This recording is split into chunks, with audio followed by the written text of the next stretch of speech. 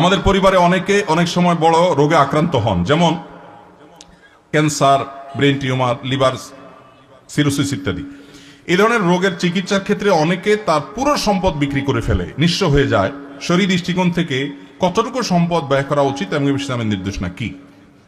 যদি আল্লাহ না করুন কেউ দুরারোগ্য ব্যাধিতে আক্রান্ত হন, যার চিকিৎসায় লক্ষ লক্ষ টাকার দরকার হয়, তার জমি জমা বিক্রি করা লাগে, প্রশ্নকর্তা ভাইয়ের জানার বিষয় হলো তার টোটাল অ্যাসেট থেকে কত পার্সেন্ট তার নিজের ট্রিটমেন্টে খরচ করা যাবে। এর উত্তর হলো এর কোনো পার্সেন্টেজ শরীয়ত ঠিক করে দেয় নাই।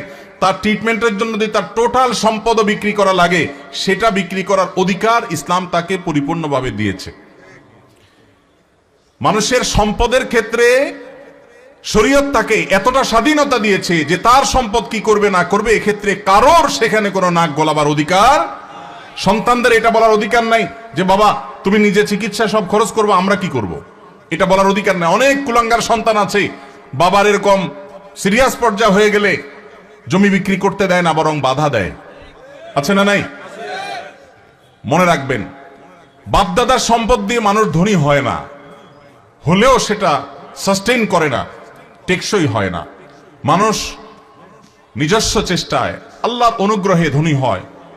বহু বড় লোকের ছেলেরা একসময় রাস্তায় মানুষের কাছে হাত পাততে হয়। এই জন্য বাবার সম্পদ, মায়ের সম্পদ, সেগুলোর জন্য কামড়াকামড়ি করা, তাদের হক নষ্ট করা, এগুলো আমাদের মূর্খতা।